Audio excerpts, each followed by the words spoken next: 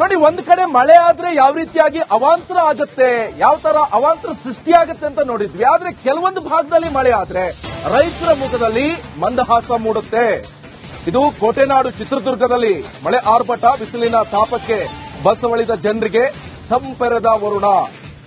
ಮಳೆ ಆಗಮನದಿಂದಾಗಿ ರೈತರ ಮುಖದಲ್ಲಿ ಮಂದಹಾಸ. 1 ಗಂಟೆಗೂ ಹೆಚ್ಚು ಕಾಲ ಸುರಿದ ಭಾರಿ ಮಳೆ. ಬಿಟ್ಟು ಬಿಡದೆ ಸುರಿದ ಮಳೆಗೆ ವಾಹನ ಸವಾರರು ಅದಾಡ್ತಿದ್ದಾರೆ. ಜಿಲ್ಲೆ ಹಲವು ಕಡೆಗಳಲ್ಲಿ ಎಡೆಬಿಡದೆ ಸುರಿದ ಮಳೆರಾಯ. ನೋಡಿ, ಒಂದೊಂದು ಕಡೆಗಳಲ್ಲಿ ಈ ಅವಾಂತರ ಸೃಷ್ಟಿಯಾಗುತ್ತೆ ಮಳೆಗೆ. ರೋಡ್ ಸಮಸ್ಯೆ ಆಗ್ಬೋದು, ಅಥವಾ ರೈತರ ಬೆಳೆದಿರುವಂತ ಬೆಳೆ ಅದನ್ನ ತಗೊಂಡ್ ಬರೋಕ್ಕೂ ಕೂಡ ಕಷ್ಟ ಆಗುತ್ತೆ, ಮಳೆಯಲ್ಲಿ ನೆಂದೋಗ್ಬಿಡುತ್ತೆ. ಆದ್ರೆ ಕೆಲವೊಂದು ಕಡೆಯಲ್ಲಿ ಮಳೆಯನ್ನ ಚಾತಕ ಪಕ್ಷಿಗಳಂತೆ ನಿರೀಕ್ಷೆ ಮಾಡ್ತಾ ಇರ್ತಾರೆ ಒಂದಿಷ್ಟು ಜನ ರೈತರು. ಯಾಕಂತ ಹೇಳಿದ್ರೆ ಮಳೆ ಇಲ್ಲ, ನೀರಿಲ್ಲ, ಕುಡಿಯೋಕ್ಕೂ ಕೂಡ ಸಮಸ್ಯೆ ಆಗುತ್ತೆ ನೀರಿಗೆ.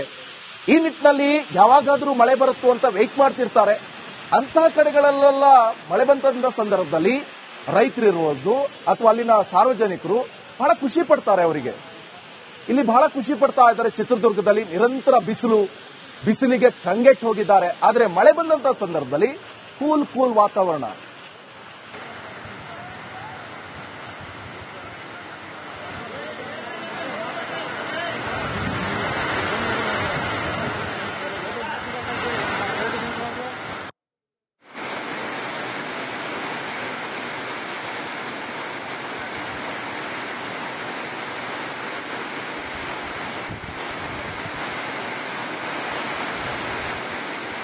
ನೋಡಿ, ಎಲ್ಲೆಲ್ಲಿ ಮಳೆ ಆಗ್ತಾ ಇದೆ ಅಂತ ನಾವು ನಿಮಗೆ ತೋರಿಸ್ತಾ ಇದ್ವಿ. ಒಂದ್ ಕಡೆಯಲ್ಲಿ ಬೆಂಗಳೂರಲ್ಲಿ ಮಳೆ ಆದಂತ ಸಂದರ್ಭದಲ್ಲಿ ಯಾವ ರೀತಿಯಾಗಿ ಸಮಸ್ಯೆ ಅವಾಂತರ ಸೃಷ್ಟಿಯಾಯಿತು. ಇನ್ನೊಂದು ಕಡೆಯಲ್ಲಿ ರಾಜ್ಯದ ನಾನಾ ಭಾಗಗಳಲ್ಲಿ ಮಳೆ ಆಗ್ತಾ ಇದೆ. ಬೇರೆ ಬೇರೆ ಜಿಲ್ಲೆಗಳಲ್ಲಿ, ಒಂದಿಷ್ಟು ಜಿಲ್ಲೆಗಳಲ್ಲಿ ಈ ಚಿತ್ರದುರ್ಗ ಇರಬಹುದು, ರಾಯಚೂರು ಇರಬಹುದು, ಅಥವಾ ಬಿಜಾಪುರ, ಇಲ್ಲೆಲ್ಲ ಮಳೆ ಆದಂತ ಸಂದರ್ಭದಲ್ಲಿ ಅಲ್ಲಿನ ಜನರು ಪಾಪ ಖುಷಿ ಪಡ್ತಾರೆ.